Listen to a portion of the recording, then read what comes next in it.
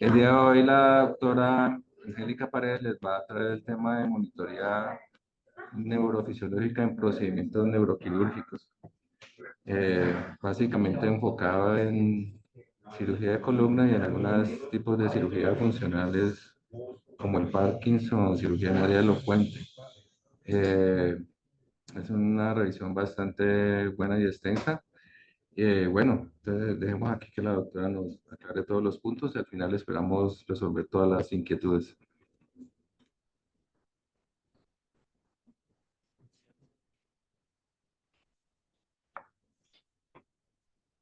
Muy buenos días, muchas gracias al profesor por la introducción y efectivamente hoy vamos a ver el tema de monitoría neurofisiológica intraoperatoria en el paciente neuroquirúrgico, enfocado pues en el ámbito de la anestesia y ver qué fármacos afectan estos potenciales y su registro. El contenido de la charla es el siguiente, tiene 4 escenarios, donde empezaremos mostrando la relevancia de estas monitorías y lo importante que es que sean confiables.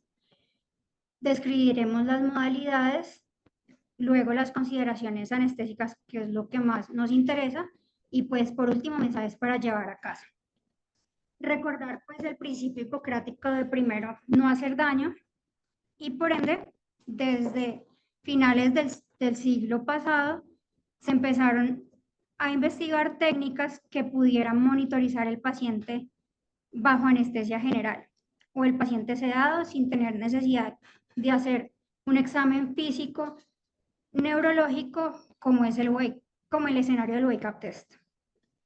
Entonces, en el año 1937 se hizo por primera vez una estimulación cortical. En el 47 se realizó un estímulo en nervio periférico y ya en 1950 empezaron a investigarse técnicas de promediación que a través de ellas es que se pueden realizar este tipo de monitorías. El concepto como tal de monitoría neurofisiológica intraoperatoria se acuñó en el año 1970 y posterior a este se pasó del diagnóstico clínico al monitoreo intraoperatorio. Entonces, pues digamos que al inicio, cuando no teníamos monitoría neurofisiológica intraoperatoria, lo que se hacía era que se llevaba al paciente a estar despierto y se hacía una evaluación clínica y este era el wake-up test. La incidencia de paraplegia en estos pacientes era del 0.5%, reduciéndose a la mitad en los pacientes que a cirugía de columna bajo monitoría de potenciales evocados somatosensoriales. Pero a pesar de esto, se empezaron a describir múltiples casos que había incidencia de paraplegia a pesar de potenciales evocados somatosensoriales normales. Hay que resaltar los casos de síndrome medular anterior. Entonces, estos son varios reportes de casos donde los potenciales evocados somatosensoriales están normales, pero el paciente tenía algún tipo de déficit motor posterior a la cirugía. Entonces empezaron a reunir los expertos en el tema. Al principio, pues, se enfocaba a cirugía de columna, escoliosis en pediatría, y este es el primer congreso internacional precisamente que se hizo sobre monitoría neurofisiológica intraoperatoria en cirugía de columna. Entonces, al principio se hacían pulsos únicos, pero esto no era efectivo. Ya se logró que fuera efectivo cuando se iniciaron las técnicas multipulso y las técnicas de promediación. Entonces, los potenciales evocados sensoriales se adoptaron como rutina por el Royal National Orthopedic Hospital en 1983 y también por la Academia de Neurocirugía y de Neurología, pues lo protocolizó en los 80 años. Entonces, ya se protocolizaron los potenciales evocados sensoriales y para el año 2001 se encontraron métodos y se validaron métodos de potenciales evocados motores que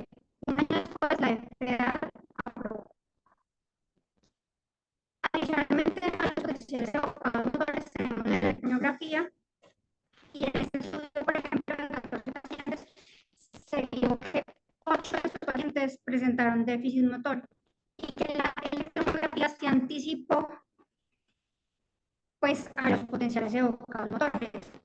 Entonces se concluye que va a haber mayor sensibilidad en una monitoría multimodal, que es lo que precisamente se recomienda.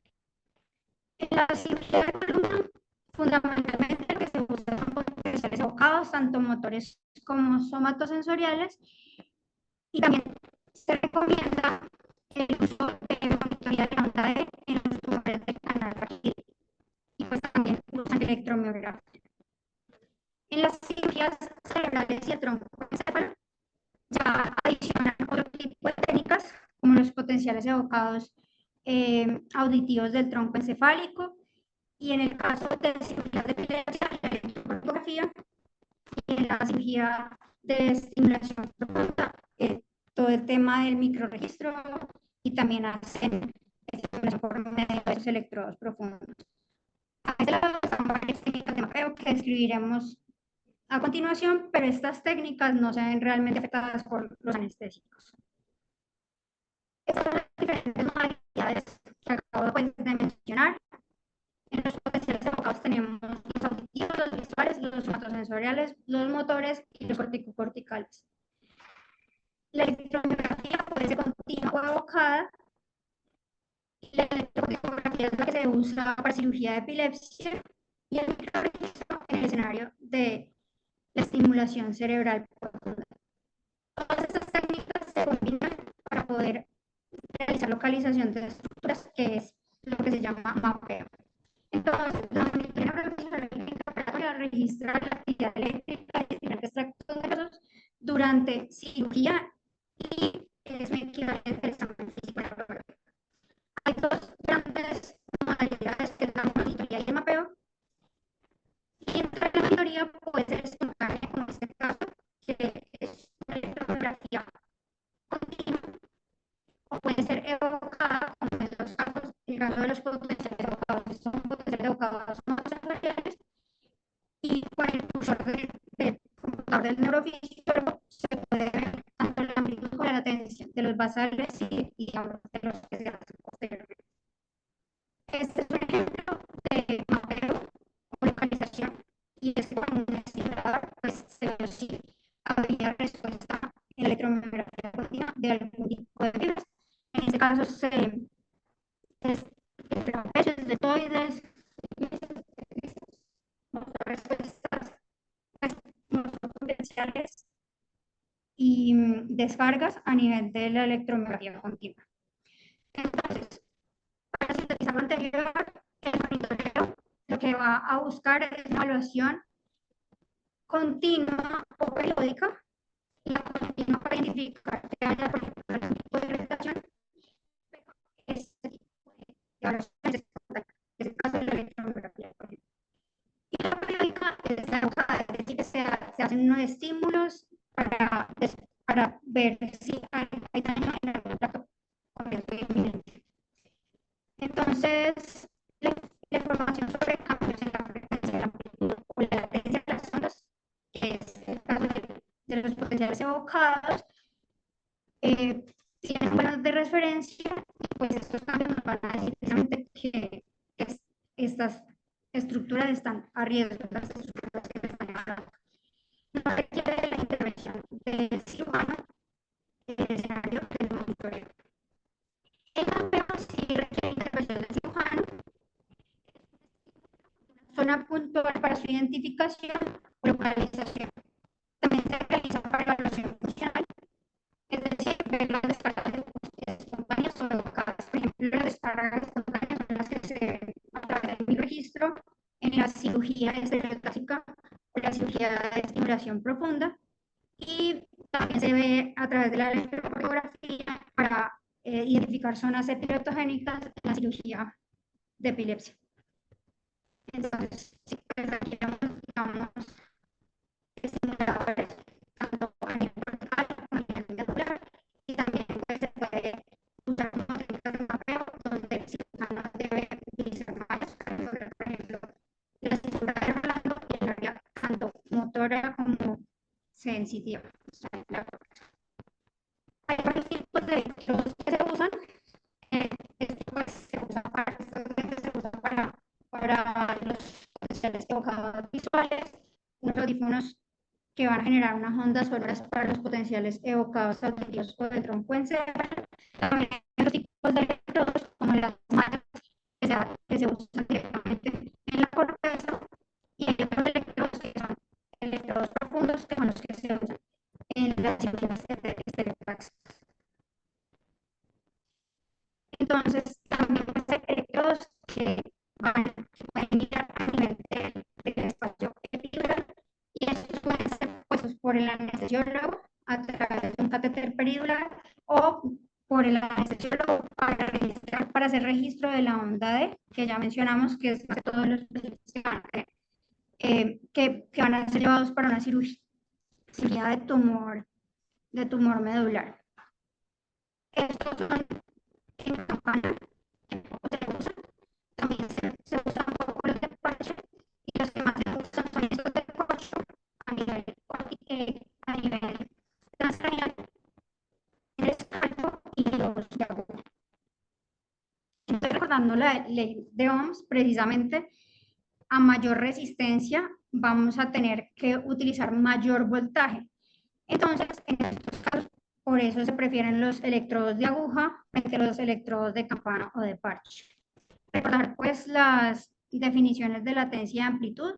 La latencia es el tiempo que toma hasta generarse el potencial de acción, y normalmente está en milisegundos, y la amplitud, dependiendo de la máquina de registro, pues se puede medir de pico a pico o desde la base.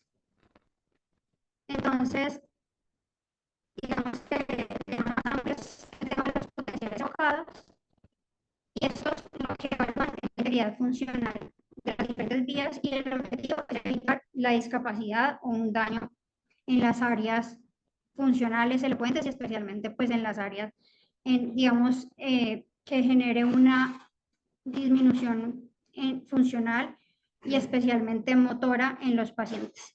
Aquí es un ejemplo de diferentes, digamos, métodos que se ponen para evaluar tanto los potenciales evocados motores como los somatosensoriales. Esta es digamos que es una representación popular tanto de la corteza sensitiva como motora, que son las evaluadas en estos casos.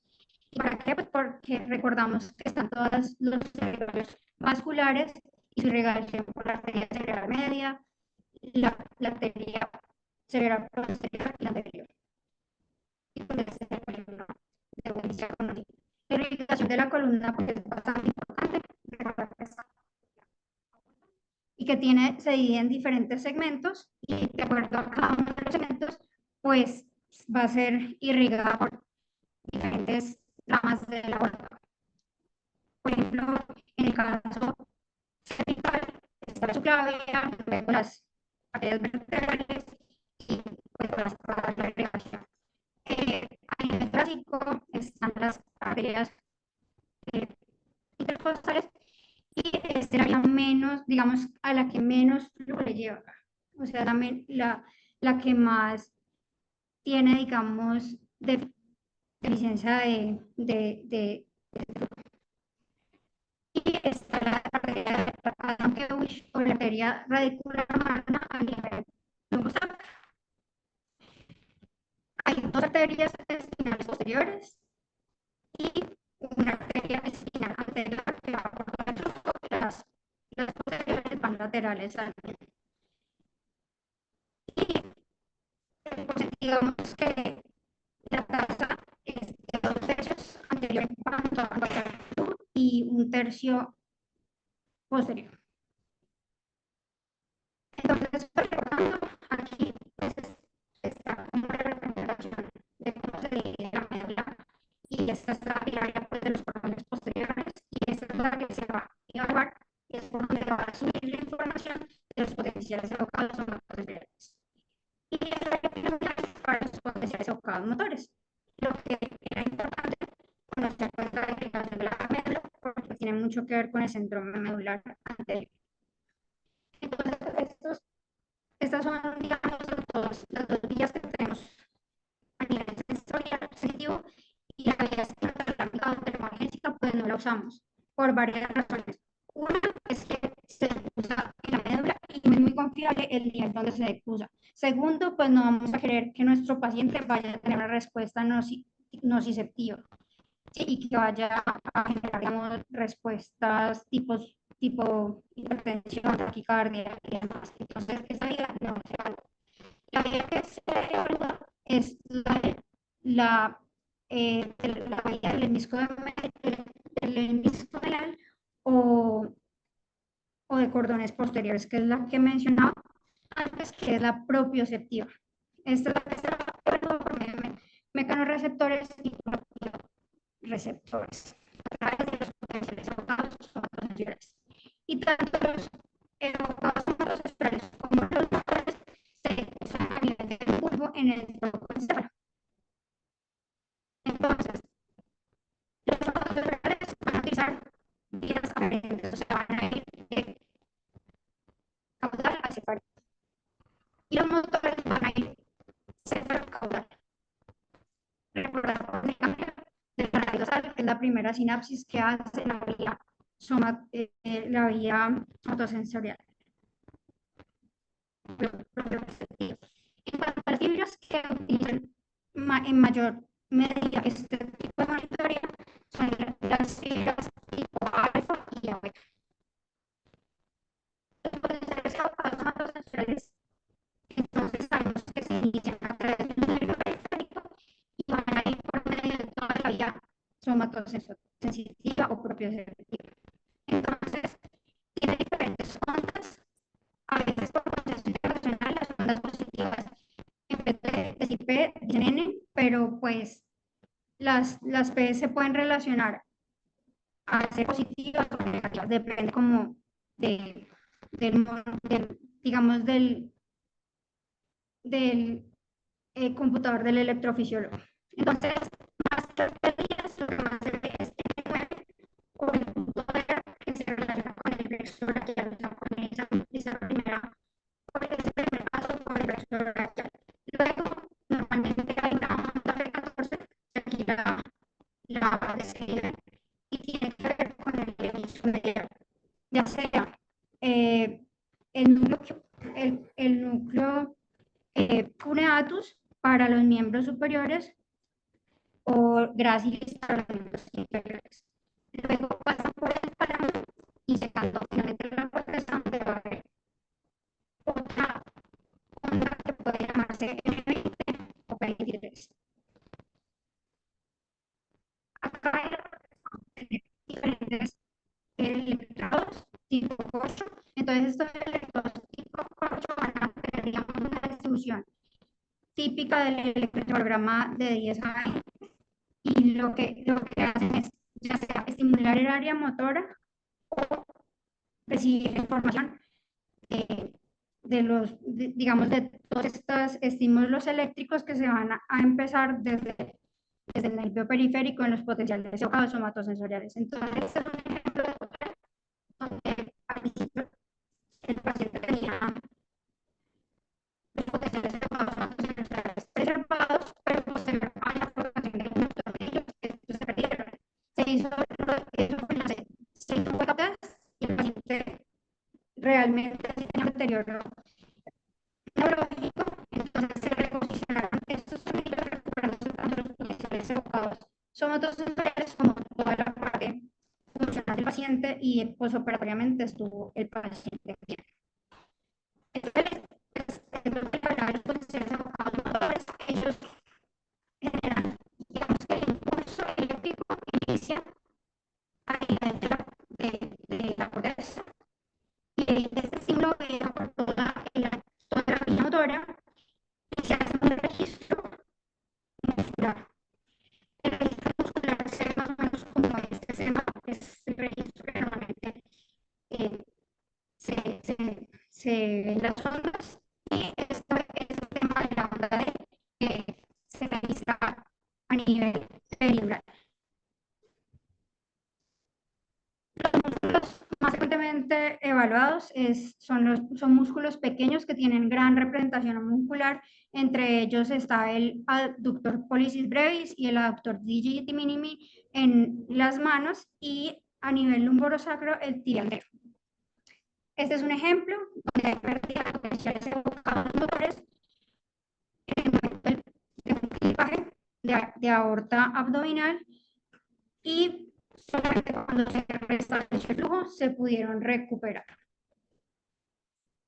Con criterios de alarma, recordar que una disminución de la amplitud mayor al 50% o un aumento de la latencia mayor al 10% son criterios de alarma, especialmente para los potenciales evocados somatosensoriales, pero se pueden aplicar a los motores que pues en teoría tienen diferencias entre músculo y músculo, pero pues es para tenerlo en la cabeza. Este es un ejemplo de potenciales evocados somatosensoriales de un caso de una paciente que tuvo pérdida de potenciales. Entonces, al inicio teníamos esos potenciales somatosensoriales y luego hubo pérdida de los potenciales. Necesitamos poner el curso para ver cuánto es la latencia. Simplemente la curva base tiene su amplitud y demás, pero ya eso es plana. Amplitud plana, y acá también la vemos plana. Y los potenciales evocados motores también se perdieron. Esto pues es para recordar como todo el tema de los pares craneales, y lo que se hace es un tipo de potenciales que se llaman potenciales córtico-bulbares. Recordar que a nivel del mesencéfalo vamos a tener los núcleos del tercer y cuarto par craneal.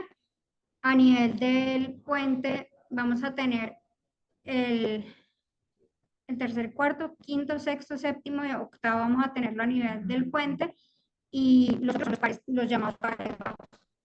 Entonces, se hace una monitoría igual de potenciales evocados motores o electromiografía en todos los músculos que corresponden a cada uno de los pares craneales. A nivel, digamos, del movimiento ocular tenemos el tercer, cuarto y sexto. Monitorizar los músculos que son inervados por esos pares craneales. Eso es para acabar los objetivos con el craneal. Este es un ejemplo de potenciales evocados positivos del tronco cerebral.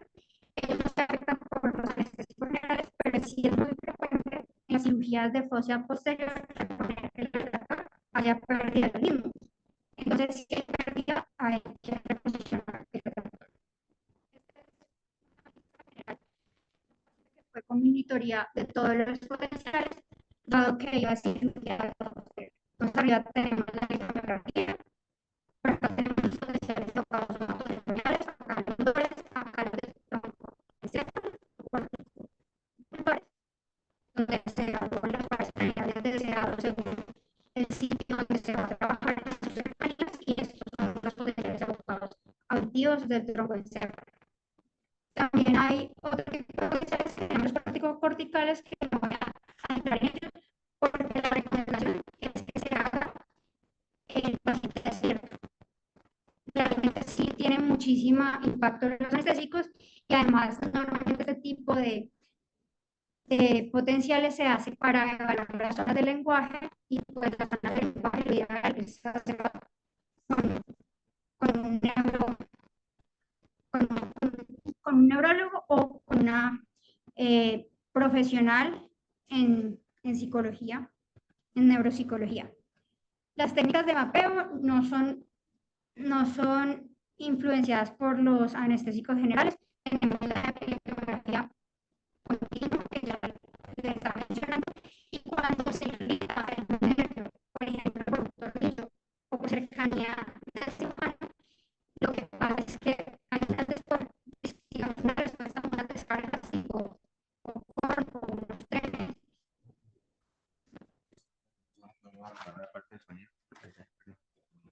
Okay.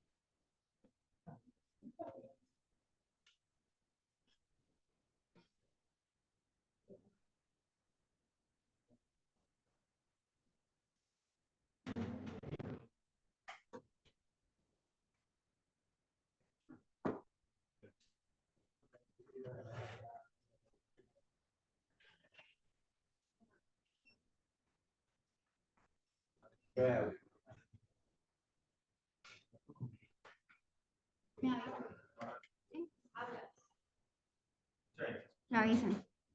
Bueno, entonces son las cargas significativas en la electromiografía, es un ejemplo de ellas.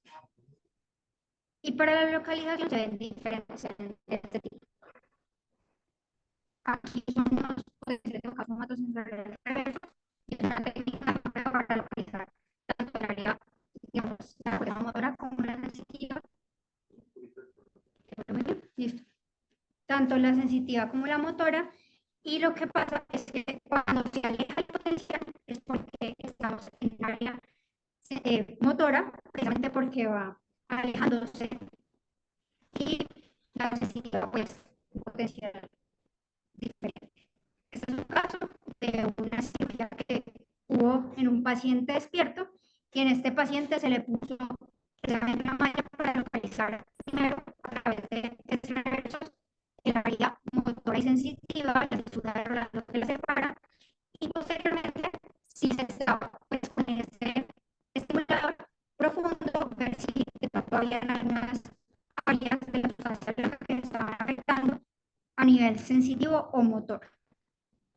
Algo importante es que si la estimulación subcortical genera ondas con una intensidad menor a 5 mA, aquí por ejemplo hay 6.1 mA, estamos muy cerca de un área elocuente. Si hay menos de 5 mA, es porque hay menos de 5 milímetros de esa área que se está evaluando y se recomienda detenerse. Esta es la electrocardiografía y se utilizan mallas de 2x4 para evaluar dónde hay descargas leptogénicas espontáneas. Este fue una restricción del tercio anterior del lóbulo temporal derecho, es una amígdalo hipocondriopatía en la paciente con una epilepsia refractaria al tratamiento. Entonces, en este momento hubo una force suppression, precisamente por lo que como en este momento de acá, donde el paciente se profundizó bastante. Pero en esta force suppression igual se pueden ver picos y semipicos, que son esas descargas epileptogénicas espontáneas. Y así es como esto ya es como se encuentran los núcleos profundos en la cirugía funcional estereotáxica. Entonces, cada uno de ellos va a tener una morfología diferente. Las consideraciones estadísticas, pues vamos a hablar primero que así se ven los potenciales evocados por datos cerebrales, porque es una técnica de programación de muchísimos minutos, pueden ser 100, 200, 500. Entonces, a veces se confunde al ver este movimiento, porque el paciente tiene potenciales evocados motores y que los tiene bien. Y eso puede interferir también con nuestra monitoría hemodinámica y nos puede sugerir revisarlo con información adulta, pero tiene que ver con que se están haciendo potenciales somatas sensoriales que se hacen muy frecuentemente. Los potenciales evocados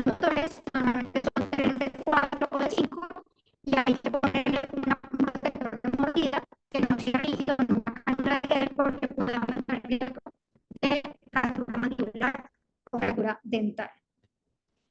En cuanto a las variables hemodinámicas, la tensión arterial media debe estar por debajo o por encima de la de base un 20%, no más allá de eso. También tenemos que monitorizar la temperatura. El paciente debe estar en homotermia entre 35 y 37 grados Celsius de temperatura. La medición es la medición la oxemia también. El paciente en normal es como los objetivos que debemos cumplir. Y en cuanto a los impactos de los anestésicos en el registro neurofisiológico, esta es la gráfica que se muestra en Miller, la última versión en español, y fue adquirida de un artículo de revisión de NUNS de 2018. Aquí mencionan precisamente que los potenciales evocados auditivos del trocoencéfalo no se ven afectados por los anestésicos, y no voy a entrar en detalles sobre los potenciales evocados visuales, ya que hay mucha controversia si sirven o no, y sobre todo los que tienen que ver con luz intermitente o flash.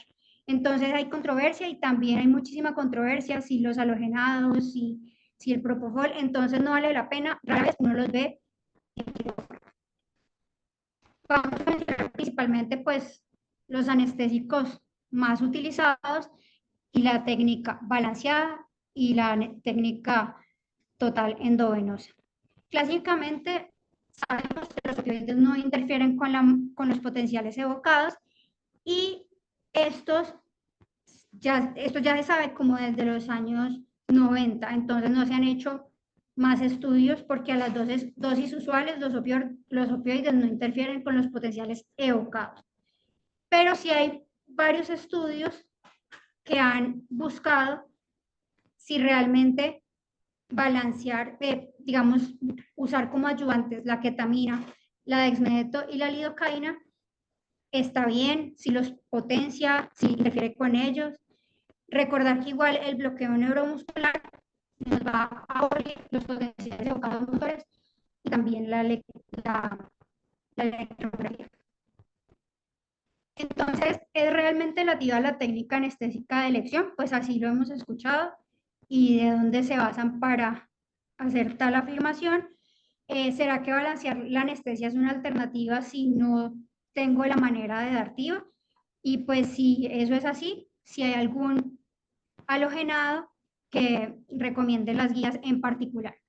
Esta es una guía española del 2021 que habla de todo el tema de monitoría neurofisiológica intraoperatoria, especialmente potenciales evocados. Esta es estadounidense, es un consenso de Delhi. Y tenemos también una guía japonesa y otra guía de práctica clínica estadounidense que se llama ProPath. Entonces, todas estas guías llegan a la conclusión y coinciden en que la TIVA es la técnica anestésica de elección, y se basan en diferentes estudios. Les traigo algunos.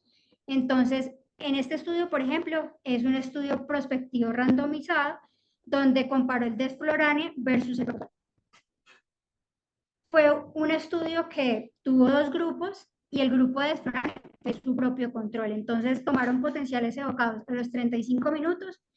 En los pacientes del primer grupo tenían desflurane, y ya después, en la segunda toma de potenciales evocados, que fue a los 70 minutos, ya a estos pacientes se les había barrido el desflurane y podían ser su propio control.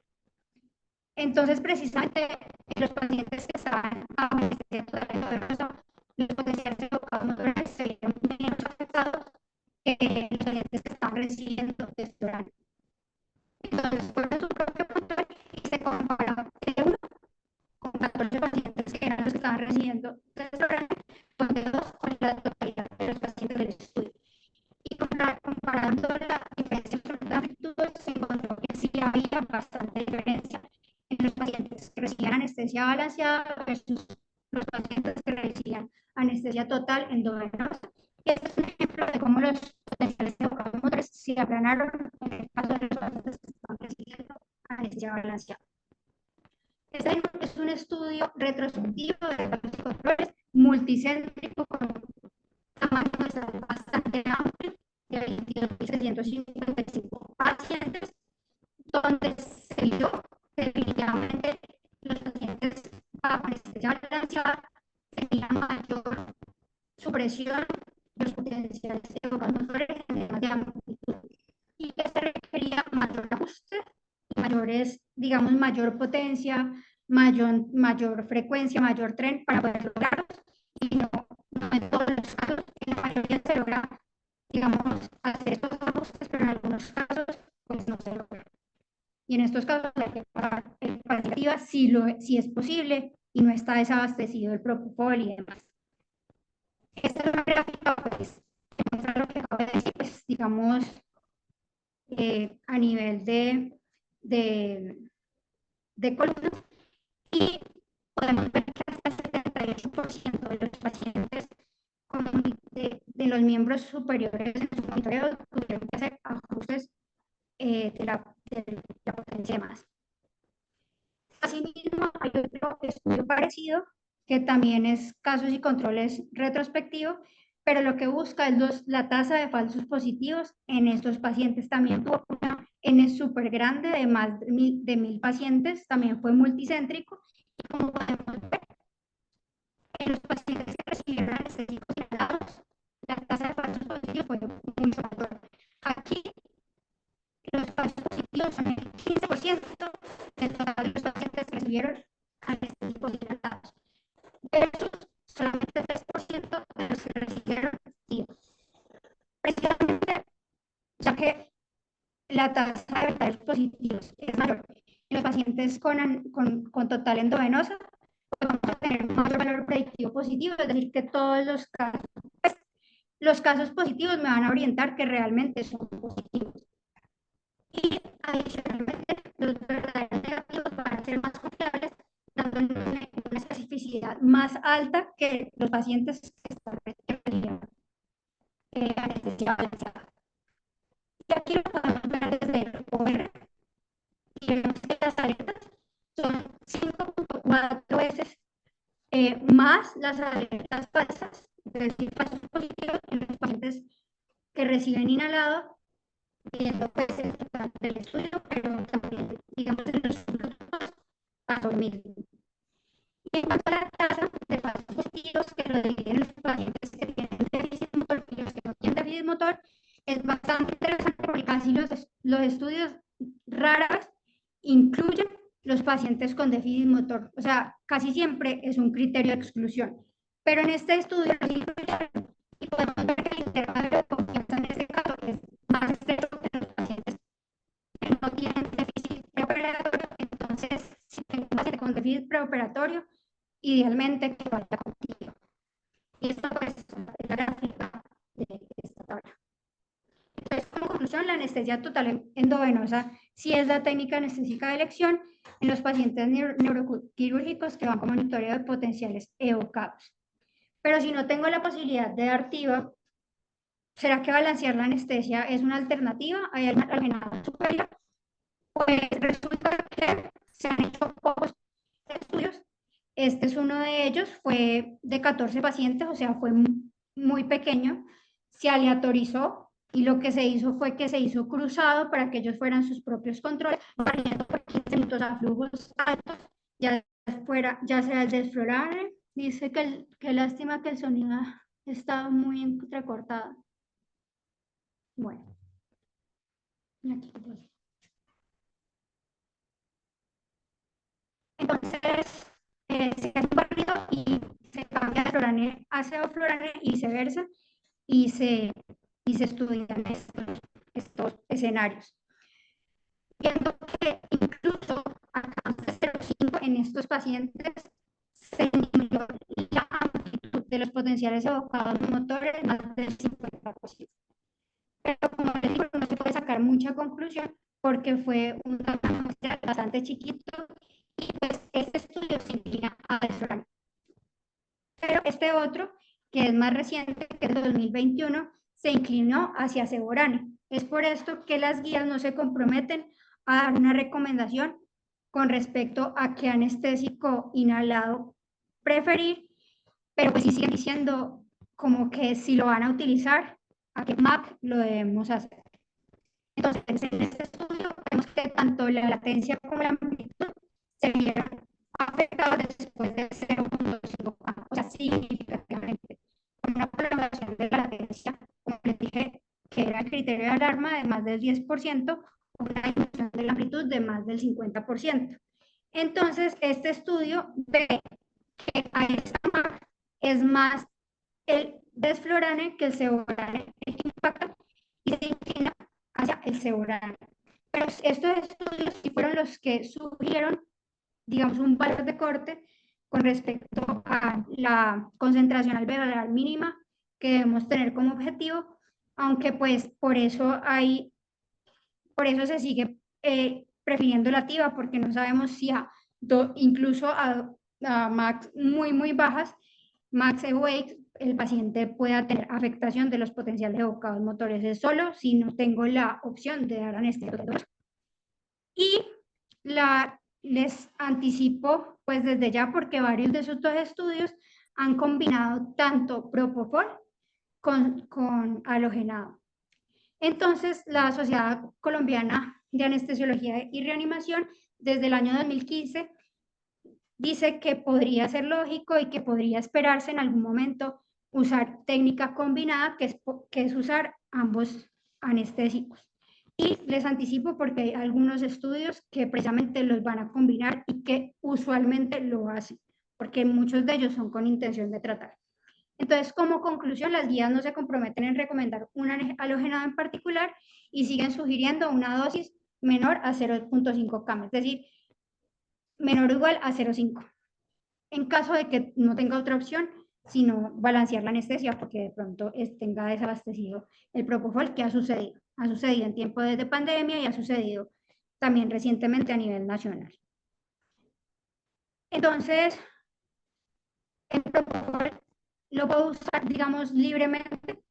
Realmente no, no. También es dosis dependiente su impacto en los potenciales evocados motores, y aunque este estudio es clásico de 2003, este estudio, digamos, que impactó o marcó un precedente porque no utilizó ni inhaladores ni lo que era súper frecuente en la época. Casi siempre iban con ellos y combinaban muchísimos anestésicos, benzodiazepina, acetomidato, usaban en muchos casos anestésicos tipo isoflurane, entonces son difíciles como de traer a la charla de hoy. Una N de 11 pacientes pudieron entrar en el análisis estadístico y todos estos pacientes eran llevados a una monitoría de potenciales el día previo bajo anestesia general. Y ese día se tomaron estos datos viendo cómo era proporcional a la dosis el impacto o la disminución de los potenciales evocados motores. Y en 2021 se hizo este estudio, pero la intención de este estudio era ver si la electrografía se veía afectada también como se ve afectada los potenciales evocados motores. Esa era la razón primaria. Pero la electrografía no se vio afectada con el estudio prospectivo de un grupo único con intención de tratar a pacientes de cirugía de columna. Entonces, las dosis utilizadas fueron las dosis usuales, las dosis recomendadas según las guías, menor a 5 de sitio de efecto, 5 microgramos por ml de sitio de efecto de propofol. Y lo que se vio es que a estas dosis, los registros, por lo menos, se pueden realizar con confianza y pudiendo tener, digamos, pudiendo definir conductas. Y pues, como es de esperar, el índice de frente y su valor también pues, eh, se relacionaban con la profundidad anestésica. Se relacionaban con la dosis de propofol. Entonces, ¿puedo utilizar propofol sin restricción? La respuesta es que no. Y la guía de la Sociedad Española de Anestesiología lo recomienda por debajo de 5 microgramos ml de sitio efecto. Recordemos que en Europa se utiliza mucho más el tema de las bombas de infusiones y utilizativa de esta manera y la guía estadounidense pues ya lo recomiendas con una dosis de infusión por bomba volumétrica.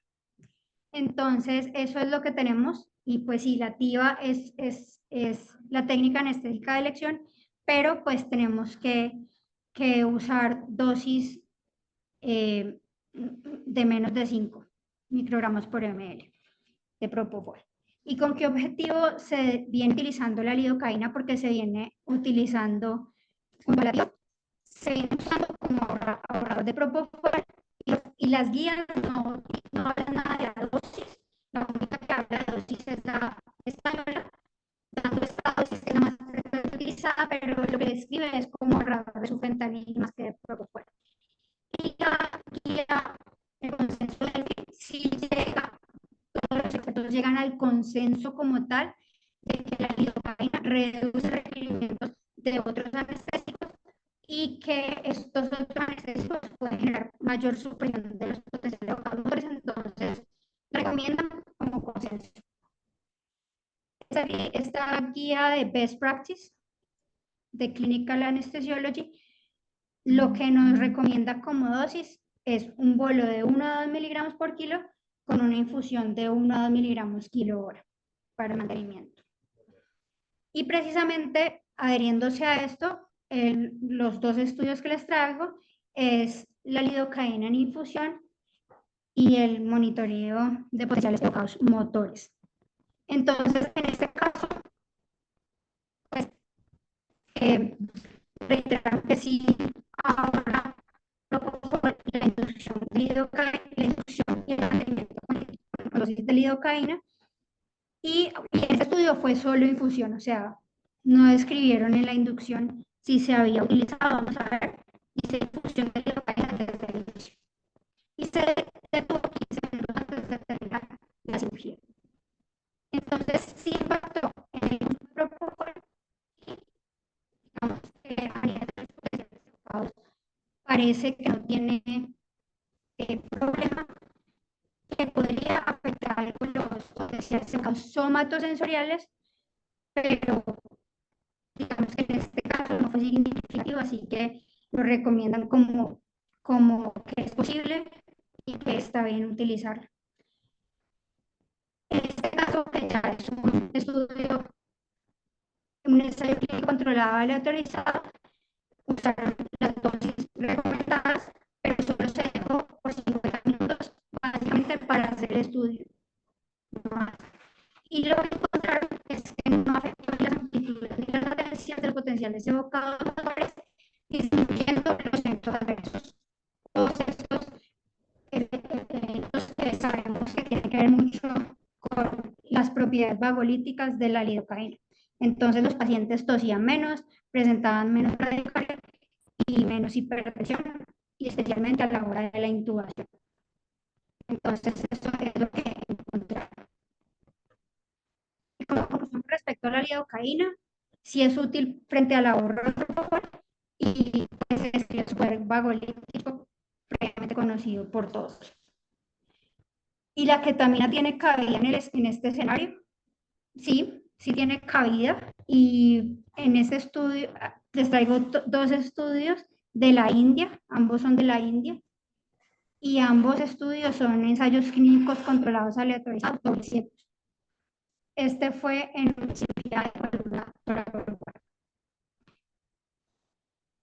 Este estudio logró ser, digamos, que todas las jeringas fueran iguales para que no hubiera confusiones y que todo el mundo desconociera lo que estaba utilizando. Y el que se preparó a una relación de 1 a 4, utilizándose 12 ml de ketamina, 40 ml de propofol y los otros restantes de solución salina para una jeringa de 50 ml. Y los pacientes que iban con propofol, pues tenían la misma jeringa para evitar pues, que el cerebro no fuera doble ciego, y el ketamina lo prepararon en una jeringa de 50 cc. Vemos que la tendencia es que el propofol generó menos disminución de los potenciales evocados motores. Aquí lo vemos en la tabla y, podemos ver que los basales eran menores que todos los otros colores.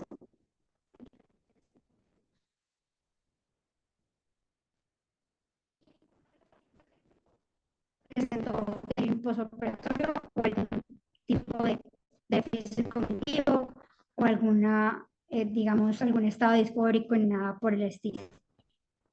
Y también describieron que a nivel hemodinámico es muchísimo más estable usar ketamina que no utilizar.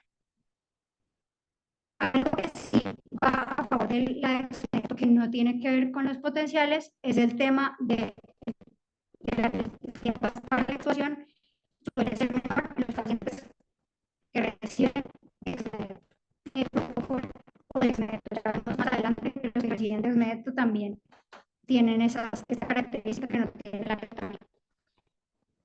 Este es el otro estudio también se decía sobre el ciego y fue contra con placebo, dividiéndose en 3 grupos, cada uno de 30 a 90 pacientes, cirugía también electiva de columna eh, y lo que vieron fue lo mismo del estudio anterior, los pacientes se iban con ketamina, el grupo de ketamina amplificó los potenciales evocados. No describieron nada especial en el grupo que iba con dexmedo a nivel de los potenciales evocados motores y la dosis que se usó de ketamina fue de 0.5 miligramos kilo por hora. En el grupo de la dexmedo, lo que ya sabemos sí es un poder analgésico y precisamente el tiempo hasta abrir los ojos y hasta la explosión, bueno, el grupo de la dexmedo utilizando estas dosis. Entonces, con respecto a la ketamina, como conclusión, amplifica los potenciales evocados motores. El ketofol presentó menor impacto hemodinámico que el propofol y su infusión a dosis analgésica de una buena opción durante la monitoría de potenciales evocados motores, sin aumentar el riesgo de delirium cuando se usa a esta dosis. Y ya para terminar, como el tema de los potenciales evocados, que hay de nuevo con respecto a la dexmedetomidina, que es bastante utilizado en estos pacientes. Las guías hablan de infusiones de 0,2 a 0,5 microgramos kilogramo como recomendación y la única que habla de dosis de carga aún es la española, hablando de una dosis de carga de 0,5 microgramos por kilo en minuto. El consenso del FI no fue un consenso, sino un acuerdo. Como acuerdo, dice que en altas dosis no la recomiendan porque pueden afectar los potenciales evocados motores. Entonces, en los artículos, digamos que los últimos artículos, este de 2018, mostró todos los que hay, digamos, recientes, son retrospectivos. Este es de Seúl, Corea, y tuvo 78 pacientes. Los pacientes recibieron dosis de carga en función a dosis recomendadas y lo que vieron es que los potenciales evocados motores se vieron afectados a esas dosis que son las usuales. Y lo podemos ver como ejemplo en esta gráfica, más o menos a los 40 minutos de empezar. Entonces, el grupo de la dexmedetomidina tuvo mayor impacto en los potenciales evocados motores y mayor tasa de falsos positivos. Y esa tasa de falsos positivos, pues, no nos da unos resultados confidenciales en nuestra monitoría. Este estudio de 2020 es canadiense y fue en niños. En niños vieron que fue el momento que la columna se exponía antes de instrumentarla. Fueron casos de cirugía para escoliosis. En ese momento tan crítico fue donde más se acercaron los potenciales evocados.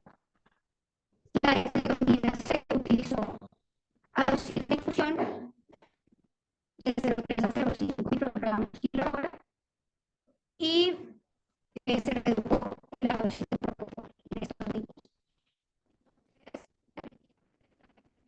En este estudio entre 0,3 y 0,5. Por ende, tanto la guía pediátrica para pacientes que van con monitoreo de potenciales evocados no la recomienda. Y esta revisión sistemática de pediátrica anestesia dice lo mismo, que no recomienda utilizar dexmedetomidina en el paciente pediátrico que va con monitoreo neurofisiológica. Este es el último estudio, también retrospectivo de casos y controles, y como les digo, hay escuelas que usan propofol con celular combinado. Y todos los pacientes fueron con esta anestesia y recibieron adicionalmente dexmedetomidina y otros no. Pues digamos, en el pasado, dentro de los registros que tenían el centro donde hicieron el estudio. Entonces, fueron 4 grupos, algunos eran controles positivos, es decir, que habían tenido pérdida de potenciales, pero también un déficit motor posterior. Otros eran unos controles negativos y el grupo de la dexmedeto y el grupo que no recibía dexmedeto. Entonces, en este hospital lo que suelen hacer es que inician la dexmedetomidina 40 minutos después de la infusión de la anestesia. Ahí empiezan la infusión, empiezan a hacer 0.5 microgramos la hora y la mantienen por 1 hora. Y ahí la suspenden. Eso es lo que suelen hacer. Esta gráfica me pareció bonita, pues solamente por explicar lo que ya previamente he dicho. Y es como los potenciales evocados se estimulan a nivel de la corteza motora y se miden en los músculos contralaterales. Me pareció linda esa imagen de este estudio.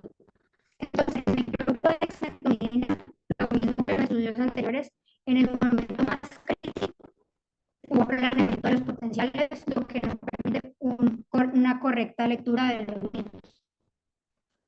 Y lo podemos ver aquí en esta gráfica. Más o menos para los 40 minutos se equipara a la amplitud vista en los pacientes realmente afectados en el postoperatorio, como en este caso de una paciente que fue a un clampeo de aneurisma y en el momento de pisaje perdió sus potenciales y nunca lo recuperó. La diferencia es que el grupo de dexmedetomidina al final recupera, pero pues por eso se está poniendo en duda el uso de la misma. Como podemos ver en esta gráfica, es muy parecido. Los valores de disminución en la tasa de la amplitud en la dexmedetomidina se controla positivo y frente al control negativo la diferencia es bastante importante. Algo que hay que recordar es que cuando se tienen los potenciales evocados por un fármaco suele ser de manera bilateral y cuando es un control positivo pues digamos que tiene un patrón coherente de la pérdida de los potenciales. Entonces, como conclusión con respecto a la dexmedetomidina, los estudios observacionales más recientes orientan a replantear su uso. Sin embargo, pues se requieren estudios con mayor tamaño muestral, idealmente pues experimentales, ensayos clínicos, doble ciego, y sus revisiones sistemáticas y metaanálisis como para asumir una postura clara, pero pues es lo que hay reciente. Y por último, el bloqueo neuromuscular, pues mientras sea posible evitarlo. Durante la intubación podemos utilizar cisatracur o rocurona o succinilcolina, porque igual mientras se invade el paciente, mientras se le ponen todos sus electrodos, ya no está al momento de tomar los potenciales evocados basales y sus controles. Y pues en caso de reacción, utilizar sulfamax y ha mostrado superioridad con respecto a la neostigmina. Este es un review del presente año y pues lo que escribe es diferentes escuelas y hay algunas escuelas que siempre usan la prevención del paciente con déficit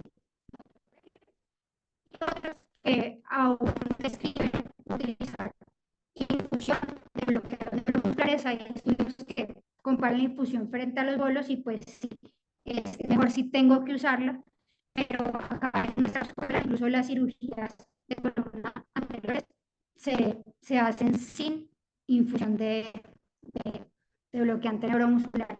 Aquí está, también me la compartió el doctor Gutiérrez, que es neurofisiólogo, y muestra cómo los potenciales evocados motores disminuyeron más del 50%, incluso en el paciente que tenía un TOF del 66%, porque en la infusión recomiendan tener un TOF entre el 26 y el 50%, pero realmente se pueden ver afectados. Si se puede tener un TOF por encima del 90%, mejor. Y ya para terminar con el tema de potenciales evocados, ¿qué hacer ante la pérdida de ellos?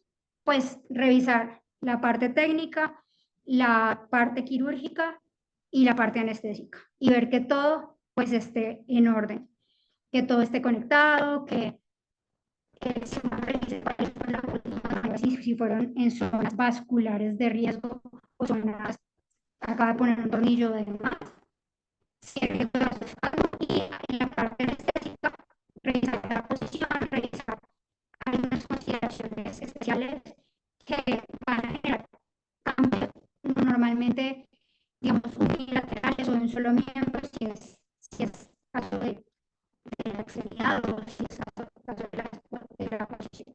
Y si es una pérdida general de los potenciales evocados, revisar cómo tengo la presión arterial media, si esta está dentro de mis objetivos planteados, la temperatura, si requiero una transfusión, cómo tengo la glicemia, hacer diferentes, digamos, revisar todos los escenarios posibles.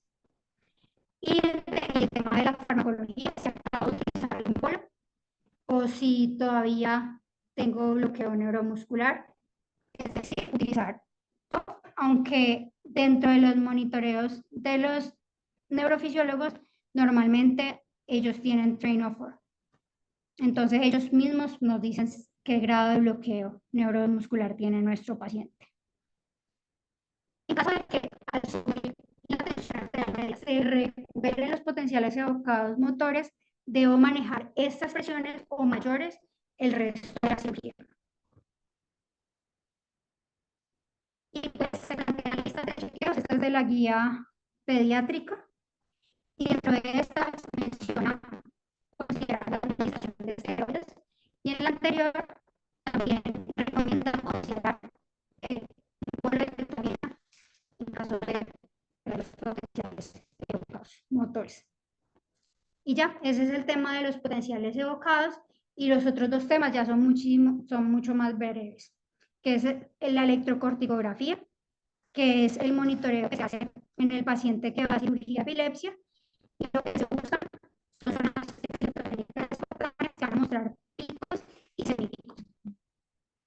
Para eso traje esta revisión sistemática de la literatura de 2021, donde resume, revisando artículos, los diferentes escenarios.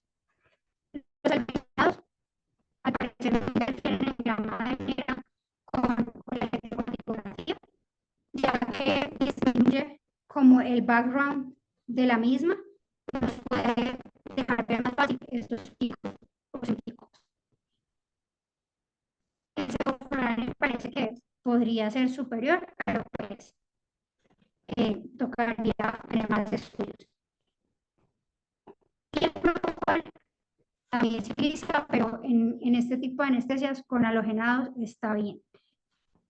El midazolam no se recomienda y los barbitúricos han mostrado incluso potenciarlos.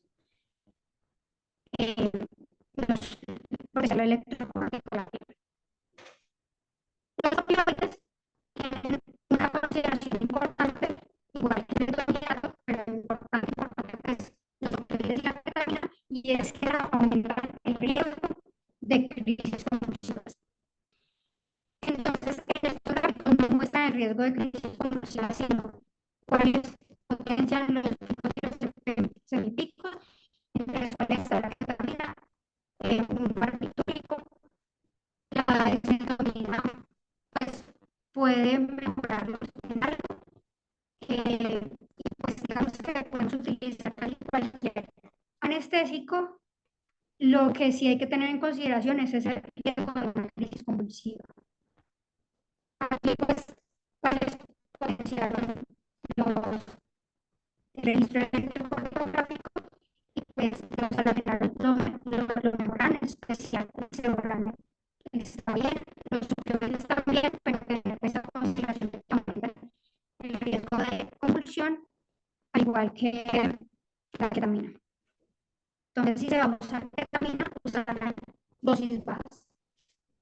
Entonces, la, la revista española de anestesiología hace una referencia muy clara, y es que resulta que cuando utilizamos bloqueo neuromuscular en estos pacientes, vamos a tener mejor registro electrocardiográfico.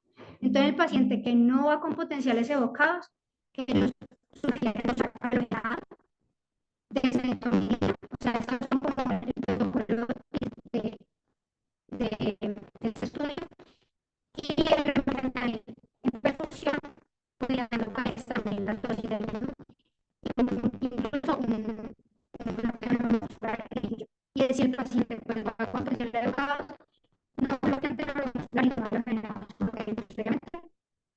Y esta a bajas concentraciones minimiza el efecto inhibitorio y facilita el registro de la electrocorticometría. Entonces es una buena opción si no va con potenciales evocados. Entonces, como conclusión, con respecto a la electrocorticografía en cirugía de epilepsia, la anestesia basada ya sea en propofol, en alogenados, incluso en barbitúricos es adecuada. Se ha utilizado clásicamente e incluso pues los barbitúricos no aumentan el riesgo de convulsión. Los opioides hay que intentar ahorrarlos, ya sea a través de propofol, halogenados u otros ayudantes. También aumenta el riesgo de convulsión la ketamina a altas dosis y el etomidato. La ketamina se podría considerar a bajas dosis para facilitar el registro, y la desmetonidina es una excelente opción en este escenario de electrocardiografía, ya que no tener el registro, incluso hay estudios que dicen que podrían acentuar los picos picos y no aumentar el riesgo de convulsiones. Por último, el tema del registro por microelectrodos en la cirugía de estimulación cerebral profunda o estereotáxica, que es la más, digamos que la que más conocemos es la cirugía del Parkinson, donde se llega hasta el núcleo subclavicular. Entonces, lo que hace primero el neurocirujano es que va con el microelectrodo para identificar el objetivo, ya que cada uno de los núcleos cerebrales profundos tienen una morfología de descargas espontáneas diferentes. Estas descargas al principio son espontáneas y estas se llaman microregistros. Entonces, se han utilizado diferentes protocolos. Normalmente lo que se hace es supervisar que el paciente cuando cuando se va a hacer el microregistro. Entonces, esta revisión sistemática de la literatura muestra que la salud de los pacientes es mejor si se les pone anestesia general, igual que la tolerancia, digamos, la anestesia general, el registro de microelectrodos y cambio es mejor cuando el paciente está totalmente, al igual que la estimulación, porque el microelectrodo también se hace una estimulación. Y la parte dinámica, la velocidad va a ser más afectada obviamente en la general y la habilidad que va a estar asegurada. Esta es la lista de los técnicos clásicamente usados para este tipo de cirugías, y pues la revisión sistemática muestra que propofol afecta el microregistro si se en el momento de polvo, pero ya después lo que hace es que aumenta el periodo refractario, pero ya después vuelve y se recupera la morfología típica del prostopolámico. Sí puede haber bastantes descargas, digamos, pueden haber por suppression y con el tema del protocolo, sobre todo el paciente que va con anestesia general, es decir, a dosis altas de protocolo. Si el paciente está bajo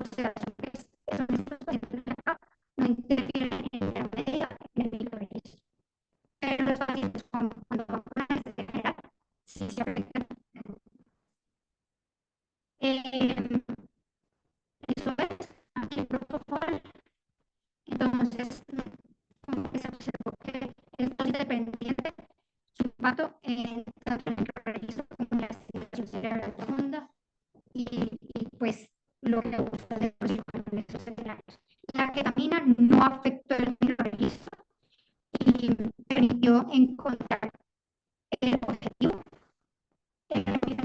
igual disminuyó un poquito, digamos, la morfología típica por un periodo de tiempo muy pequeño cuando se usaron bolos. De resto, la infusión no tiene problema. Y la dexmedetomina depende mucho de la dosis. Entonces, y digamos que algunas escuelas y algunas recomendaciones son en decir que idealmente detener la dexmedetomidina, o sea, la infusión de dexmedetomidina 15 o 20 minutos antes del microregistro. Es decir, más o menos cuando se está haciendo el TEPA. En ese momento, parar la infusión. Y dosis, volvemos a la misma dosis que normalmente usamos, que son 0,5 microgramos kilo hora. Han afectado ese tema del registro. De hecho, en este estudio del 2021, la dosis no afectó el microregistro, siendo una dosis continua que no se detuvo, fue una dosis de 0,2 microgramos kilo hora. Y por último, pues los anestésicos volátiles se ha escrito clásicamente que interfieren, normalmente se utilizan en anestesia general y pues hay un estudio reciente que dice que no se afecte tanto y que podrían ser una buena opción si el paciente requiere anestesia general, porque hay escenarios donde el paciente no es candidato a sedación, como el caso que les muestro a continuación, y con eso acabo, y es precisamente un paciente con agresividad y que fue llevado a cirugía de estimulación profunda y que tenía digamos, su déficit cognitivo que no iba a permitir tenerlo bajo sedación o despierto. Este es el caso. Aquí se está haciendo el microregistro para encontrar, en el caso del paciente, el, el entonces se está haciendo el microregistro y se trataba de supervisar para que el microregistro, digamos que se pudiera encontrar el objetivo por encima. Algo que nos llamó la atención es que en las ondas electromagnéticas eh, se veía un registro muy parecido al que se ve cuando se llega a este target, pero eso sí en los momentos donde se estimula. Eso es más o menos. Y pues la estimulación se hace con unos pulsos de frecuencia y, y cada cierto tiempo. Entonces, como conclusiones del microregistro es, en lo posible, realizarse despierto o bajo sedación. La evaluación clínica es importante y sobre todo pues en el Parkinson, que es la cirugía funcional más frecuente, ya que es importante hacerle al paciente evaluación de la rueda dentada, de la rigidez o discinesia. La calidad es inversamente proporcional a la profundidad anestésica según los estudios. La ketamina, el propofol y el riperidone son buenas opciones si la sedación es requerida. Y si se va a utilizar dexmedetomina, se requiere suspender 20 minutos antes del microregistro, es decir, de hecho, la dosis aquí no es 0,6, sino que si voy a usar una dosis de infusión, la debo usar a 0,2 microgramos kilo hora si no la quiero suspender. Y si la voy a suspender, la tengo que suspender más o menos cuando el cirujano está haciendo el la trepanación. Entonces, como conclusiones generales,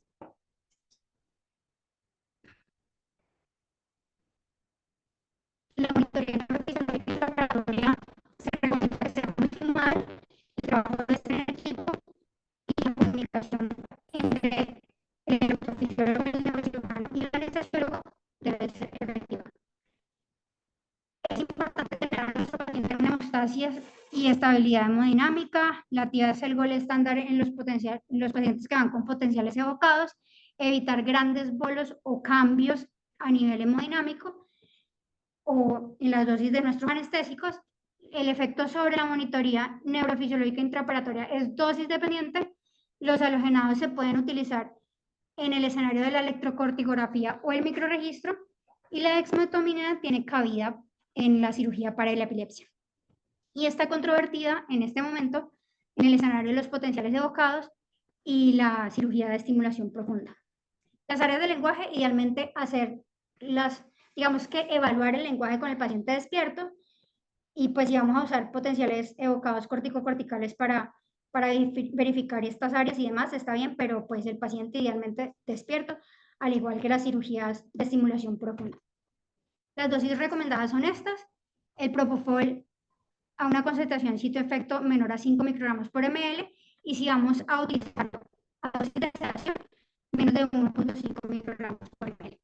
Los adrenados no más de 0.5 cam.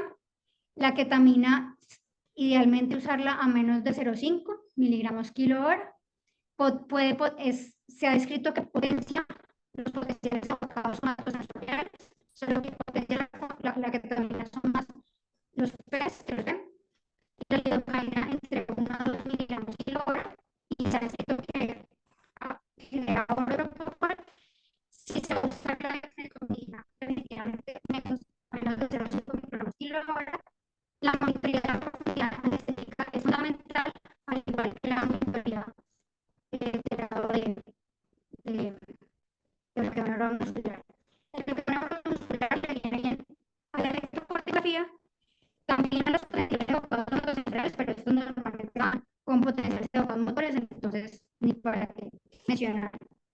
Y el bloqueo neuromuscular, pues precisamente interfiere tanto con la electromiografía como con los potenciales evocados motores. Y ya, este es el último cuadro, es el cuadro resumen, como que cada una de las monitorías, cómo se han detectado con los diferentes fármacos más utilizados por nosotros.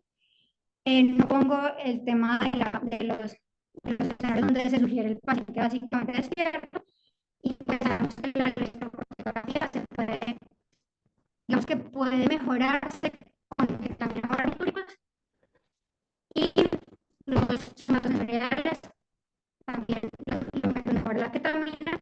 La lidocaína no se sabe si puede lograr los somatos sensoriales. Los halogenados definitivamente impactan tanto en los motores como en los somatos, al igual que el propofol. Y la exentoquina, pues es, digamos, algo nuevo de parecer, disminuye los potenciales evocados motores, limitando el registro de potenciales, que es tan importante durante cirugías que pueden tener déficit motor severo.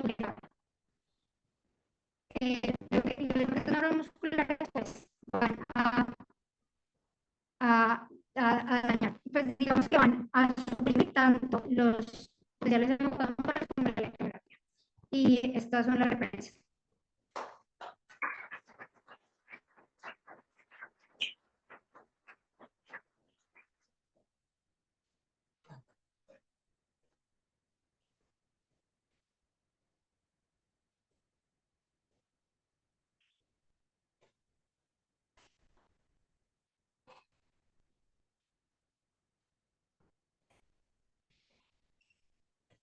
Bueno, quiero darle las gracias a la doctora Angélica Reyes por su excelente charla, eh, muy completa.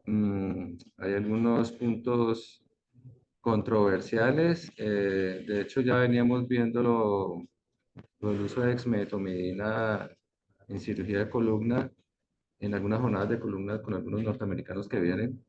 Y pues la sugerencia actual es que realmente pues eh, el uso pues de dexmedeto en cirugía de columna, sobre todo en corrección de escoliosis o en cirugía mayor de columna, es muy controversial, y la sugerencia es por ahora pues tratar de no utilizarla.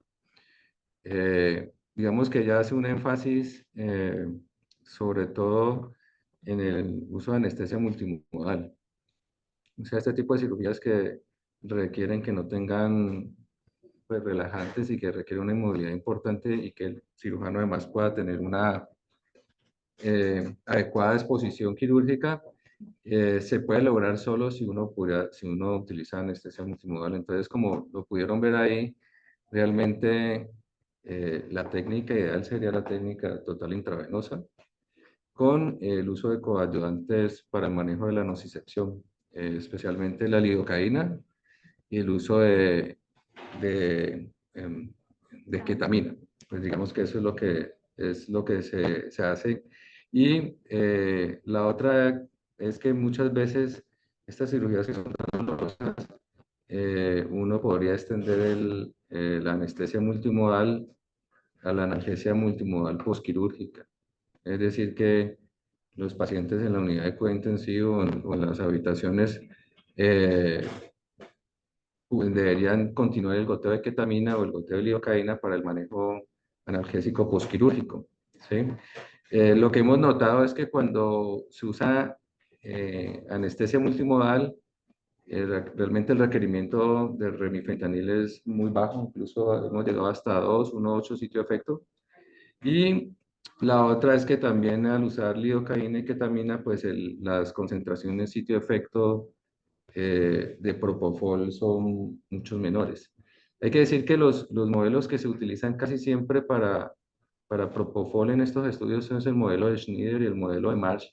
Y cuando usted lo compara con otro tipo de modelos, como el modelo de Level, posiblemente las dosis por kilo minuto o por kilo hora, como lo quieran utilizar, son un poco mayores.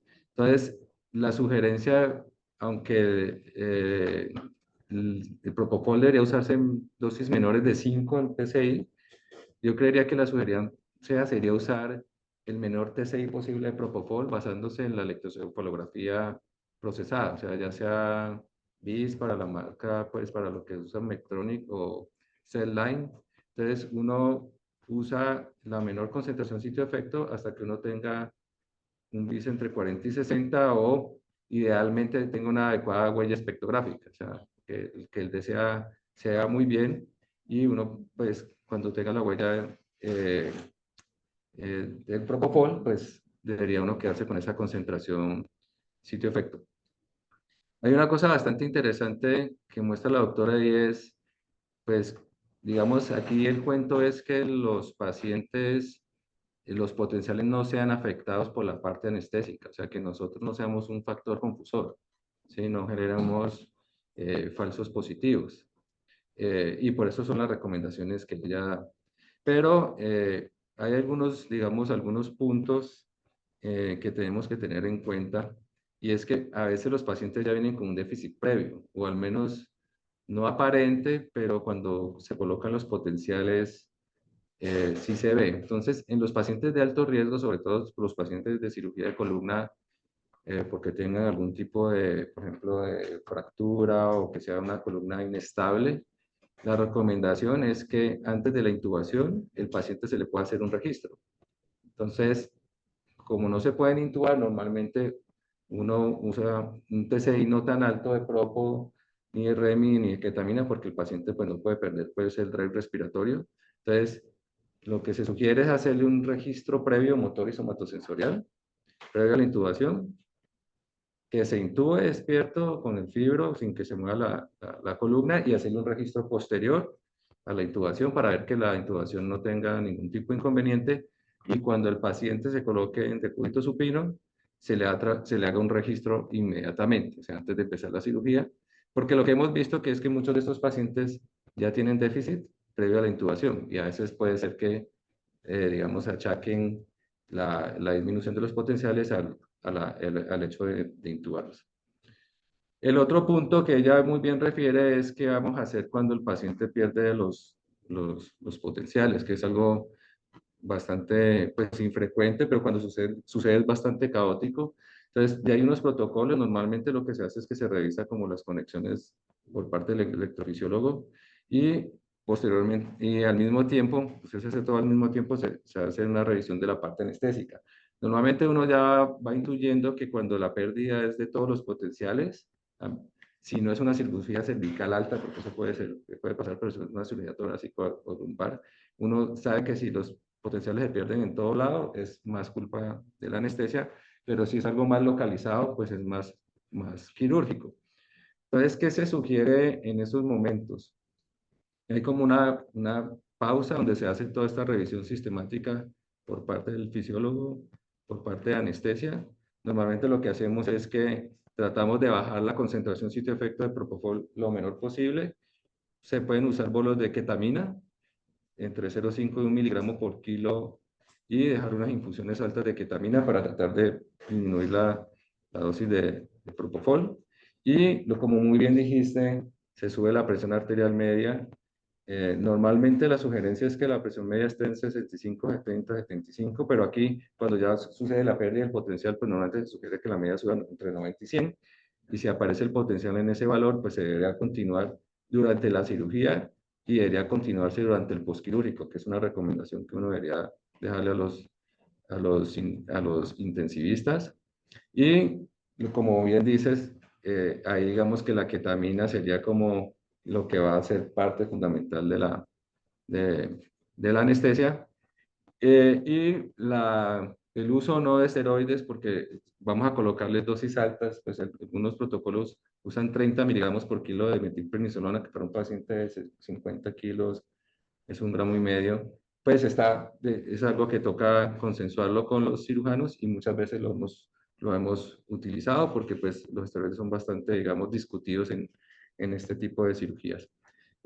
Como bien lo dijiste, pues normalmente ya no estamos usando tanto dexmedeto en el registro de columna, pero la dexmedeto se puede utilizar en cirugía de epilepsia sin problema. En cirugía de Parkinson, la sugerencia es que se puede utilizar al inicio. Digamos, uno debe evaluar clínicamente al paciente porque hay pacientes que vienen muy comprometidos por el Parkinson. Entonces, a veces las dosis muy altas de dexmedeto pueden, digamos, sedarlo mucho y nosotros necesitamos un paciente muy colaborador. Entonces, la sugerencia es usar la menor dosis, 0,2 microgramos por kilo por hora, o lo que yo siempre recomiendo es que usen un modelo. O sea, pueden usar el modelo de Hannibal, que es un buen modelo, y normalmente durante el microregistro uno debería suspender la dexmedetomidina 20 minutos antes de esto. Para otros tipos de cirugía se puede usar sin ningún tipo de inconveniente. Ahora, me llamó mucho la atención esto del uso de sevoflurane versus propofol. Normalmente pues no lo hacemos. Yo estaba la otra vez conversando con un residente que pasó por Cleveland Clinic y me dicen que pues los norteamericanos no usan sistemas TCI, ellos no están como no está aprobado por la FDA, y cuando usan BIS, usan ese número del BIS y no usan casi matriz de densidad espectral, que se me hace raro porque pues el doctor Emily Brown, que es norteamericano, es el que pues introdujo esta tecnología. Y ellos me dicen que en Cleveland Clinic, por ejemplo, si usan total intravenosa, tienen que abrirle un poco al halogenado. Me parece un poquito raro pues el asunto, pero nos ha pasado algunos casos en que a pesar de usar usar lidocaína, ketamina, total intravenosa, los pacientes, en algunos casos de algunos pacientes con enfermedades congénitas, los pacientes a pesar de eso presentan movilidad durante la cirugía, o sea, y no podemos relajarlos. Entonces, posiblemente en ese paciente que tengamos un buen control de la profundidad y en los cuales tampoco podemos subirle mucho al propofol, pues podamos usar halogenado en dosis por debajo de 0,5 CAM, pero digamos que no es lo usual ni tampoco lo ortodoxo usar este tipo de técnica anestésica combinada, pues halogenado con TIVA. Pero digamos es una alternativa posiblemente al paciente que no podamos tener un buen control de la inmovilidad con los medicamentos usuales, ¿sí? No sé si haya de pronto preguntas del auditorio o preguntas de los participantes que estén en la charla.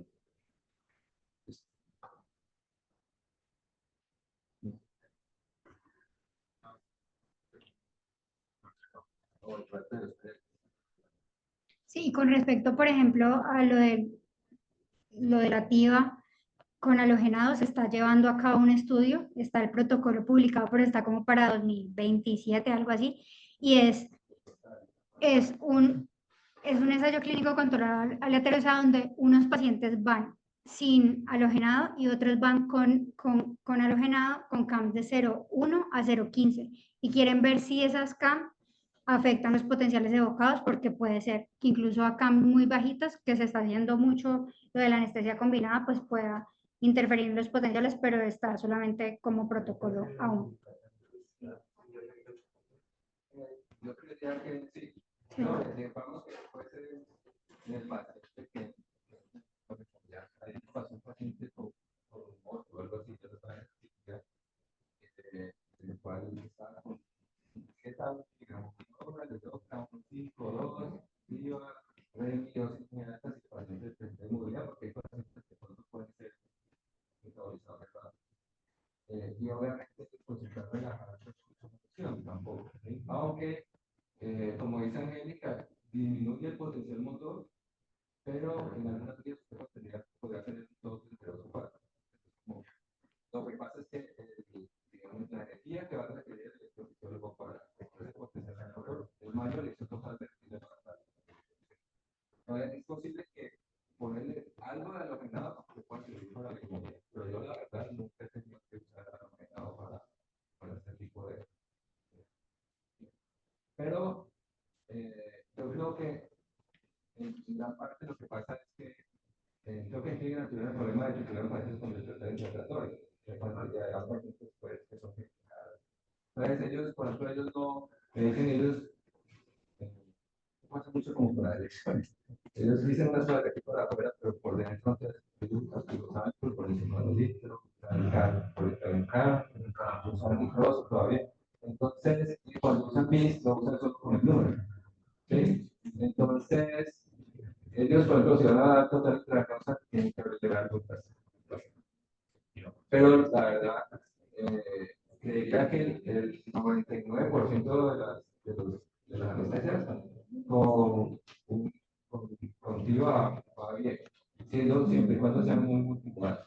Como, sobre todo eso. Y la otra, lo que te digo, yo creo que ya el concepto de sitio efecto o que sitio efecto va a ser el ideal, el protocolo, como se puede usar asignado, va a ser que sería la democracia, digamos, muy llegado aquí como introducir. Es decir, si usted tiene un paciente con 0,4 CAN y el paciente tiene un BIS de 50, pero no tiene efectividad para que le va a poner más tarde.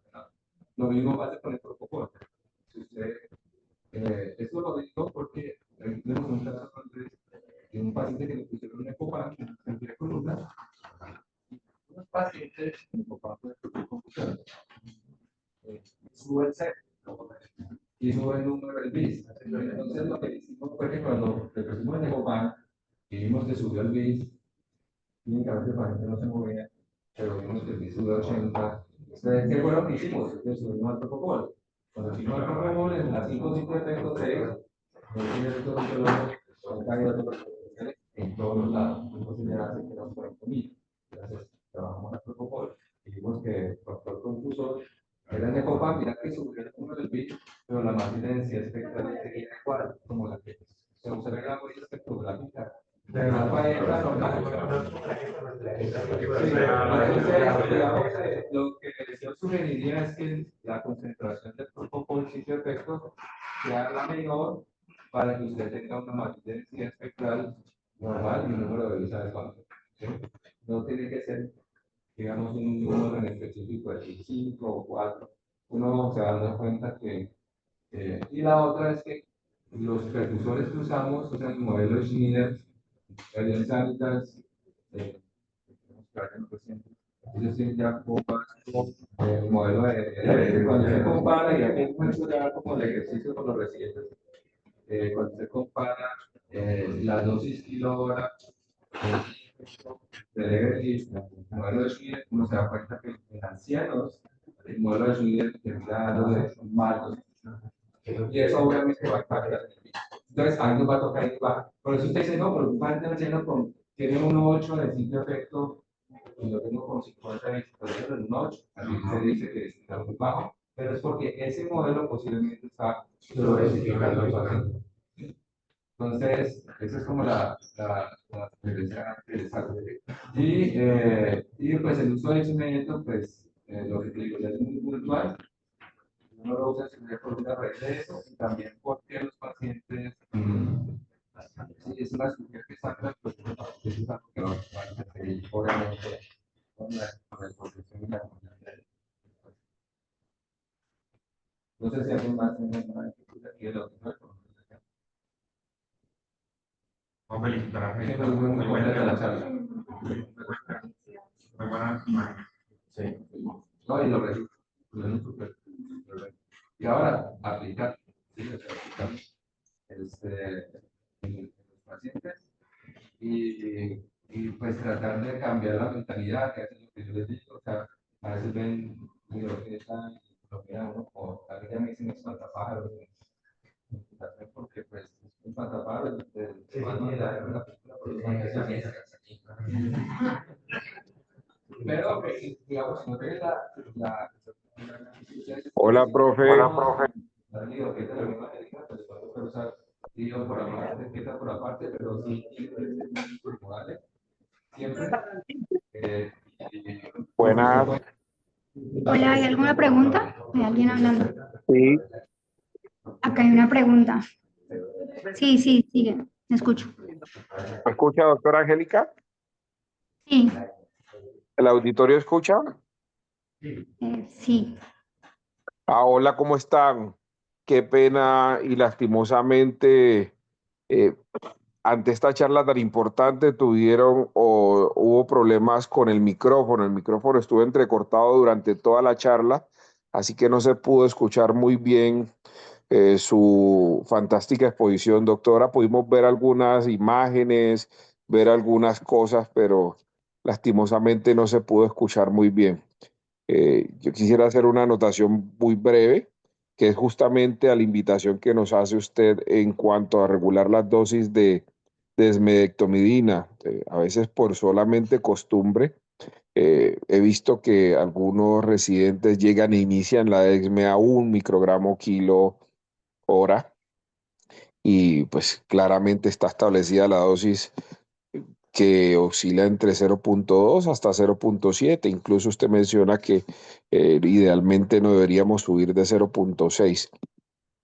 En este tipo de cirugías, pues sabemos que este medicamento nos ayuda a disminuir las dosis necesarias de propofol y de remifentanilo, eh, sobre todo en la cirugía de cráneo. Pues también hacer la anotación de que es importante el bloqueo de escalpe. A veces por la premura en la sala se nos olvida hacerlo a nosotros y dejamos en mano del neurocirujano, que obviamente infiltra el sitio de incisión, pero sin una técnica específica como la que tenemos nosotros para hacer el bloqueo de escalpe. Con el bloqueo de escalpe los requerimientos anestésicos transoperatorios disminuyen de forma dramática. Felicitarla por su charla y muchas gracias por la invitación también. Hola, profe. Sí, sí, profe. Pues siento mucho lo de la interferencia. Lo que vamos a intentar hacer es grabar la charla y la subimos a los canales de YouTube para que tengan acceso a ella con respecto a la interferencia. Lo del bloqueo de escalpe, digamos que no lo mencioné porque pues también me refería a la cirugía de columna y a cirugía, digamos, de estimulación cerebral profunda y de epilepsia. Y pues sí, normalmente toda craneectomía va con bloqueo de escalpe aquí en la institución, siempre, y ahora, digamos que hay estudios con respecto al bloqueo de escalpe, y resulta que lo que pasa es que ahorra más el opioide que las dosis de propofol, entonces, y el opioide no tiene mucha interferencia en los potenciales evocados como tal. Entonces, por eso hice más como la sugerencia de la dosis máxima de propofol que se debe usar y pues que se debe guiar sobre todo con la profundidad anestésica, porque donde más, digamos que el bloqueo de los potenciales o la supresión de los mismos está más relacionada es con la profundidad. Los estudios ponen el bis numérico, pero es más como con la profundidad en la que tengo a mis pacientes que otra cosa. Y pues sí hay unos estudios de bloqueo de escalpe, sobre todo en cirugía de Parkinson, y precisamente no mostraron diferencia, por eso no los incluí, pero por supuesto, acá siempre que hay una cranectomía, va con bloqueo de escalpe. Y algo que sí sugirió uno de los artículos es que el bloqueo de escalpe más la infiltración por donde va a ir el trépano en cirugía de epilepsia fue mayor que el solo infiltrar o el solo hacer el bloqueo. Entonces esa es una de las sugerencias cuando va a hacer una trepanación.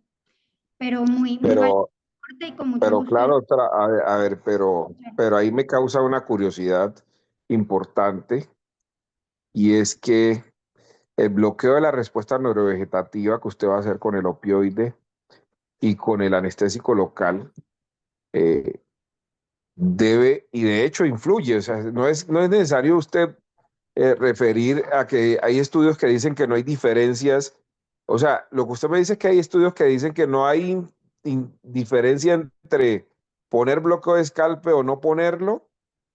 No, lo comparan es con la infiltración, pero en realidad fue por eso que no, digamos que no incluí los estudios, pero sí, por supuesto que la recomendación es bloqueo de escalpe siempre. Acá siempre hacemos bloqueo de escalpe en paciente que va a cranectomía, siempre. Vaya bajo Ok. anestesia general o No, vaya a sí, claro, estación, siempre va con bloqueo de escalpe, o sea, siempre lo claro, ponemos. Y sí, claro, perfecto. la Bueno, recomendación, bloqueo de escalpe, sí, señor. bueno, mi doctora, está bien. Gracias por el aporte y grabaré la charla y la subiremos a redes, a las Muchas plataformas. gracias, doctora. No, a usted. Bueno, muchas gracias. ¿Alguna otra pregunta? Bueno, gracias a todos. Hasta luego.